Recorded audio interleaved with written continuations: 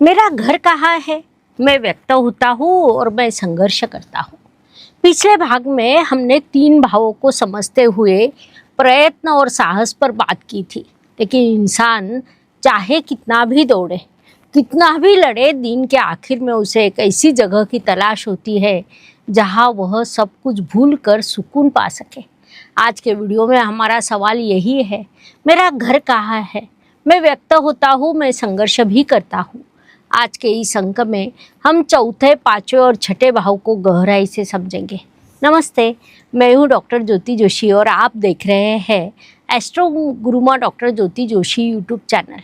जीवन का सही मार्ग दिखाने वाले 12 भावों की कहानी इस वीडियो सीरीज के माध्यम से हमने आपके सामने रखी है।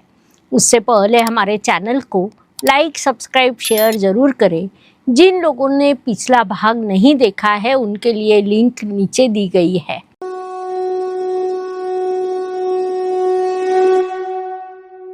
मेरा घर कहाँ है।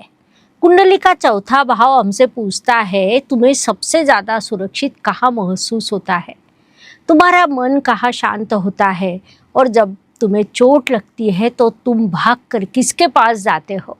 ध्यान दीजिए, ये भाव घर का है, लेकिन ये सिर्फ ईंट पत्थरों से बनी इमारत नहीं। आत्मा अपनी यात्रा से लौटकर एक ऐसी जगह पहुंचती है जहाँ उसे खुद को साबित नहीं करना पड़ता, जहाँ उसे कोई नकाब नहीं पहनना पड़ता। एक ऐसी जगह जहाँ आप पूरी तरह स्वीकार किए जाते हैं।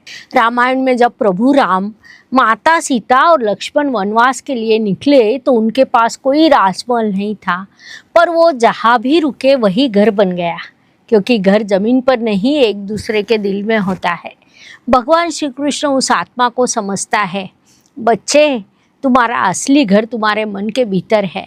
सोचिए, अगर आपका मन बेचैन है तो दुनिया के सबसे सुंदर महल में भी आपको नींद नहीं आएगी। लेकिन अगर मन शांत है तो किसी पेड़ की छाँव भी आपको दुनिया का सबसे बड़ा सुकून देगी। हिंदी के प्रसिद्ध संत रविदास जी ने बड़े सरल शब्दों में बात कही, मन चंगा तो कठौती में गंगा। अगर आपका मन प्रसन्न और शुद्ध है तो सारे सुख और सारी पवित्रता आपके पास है।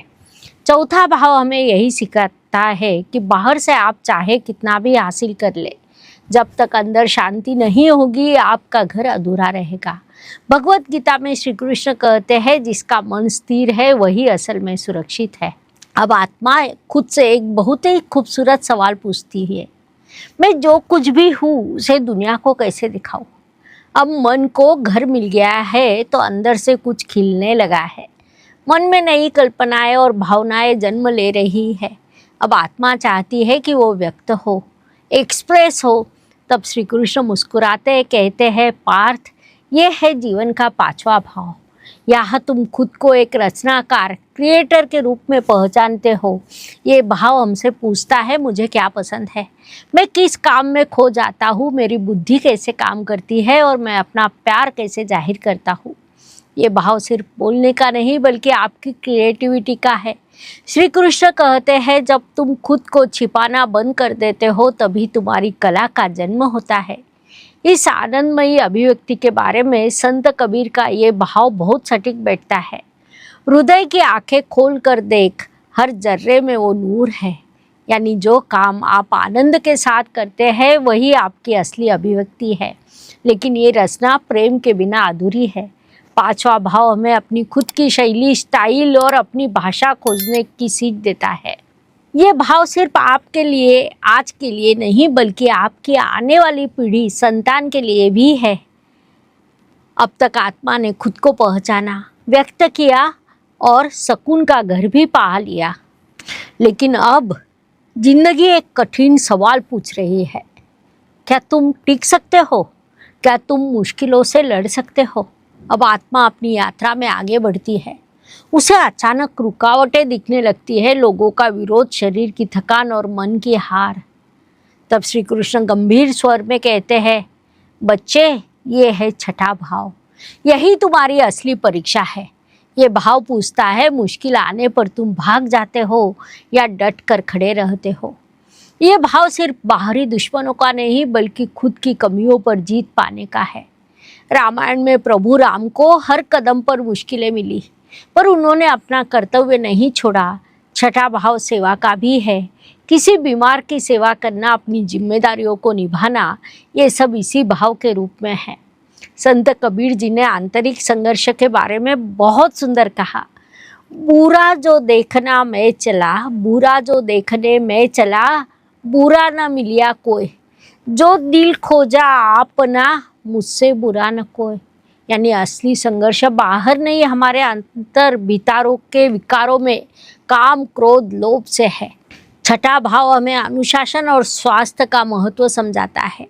श्री कृष्ण कहते हैं, ये जरूरी नहीं कि तुम कितनी बार गिरे, जरूरी ये है क्या तुम हर बार फिर से खड़े हुए हैं। आज खुद से पूछिए, मैं जिस मुश्किल से भाग रहा हूँ, कहीं वो मुझे मजबूत बनाने तो नहीं आई। अगर जवाब हाँ है तो समझ लीजिए आपका छठा भाव सक्रिय हो गया है। धन्यवाद। फिर मिलेंगे अगले भाग में आत्मा के आगे की यात्रा के साथ। हमारे चैनल को लाइक, सब्सक्राइब, शेयर करना न भूलें। धन्यवाद। शुभम भवतु। जय ज्योतिष। ज्योतिष का अध्ययन तथा शास्त्र की शास्त्रीय तरीके से पढ़ाई करने के लिए मेरी 2 किताबें प्रकाशित हो चुकी है, उनका अवश्य लाभ लीजिए। Please like, share and subscribe the channel. और हाँ, बेल आइकॉन दबाना ना भूलें। धन्यवाद।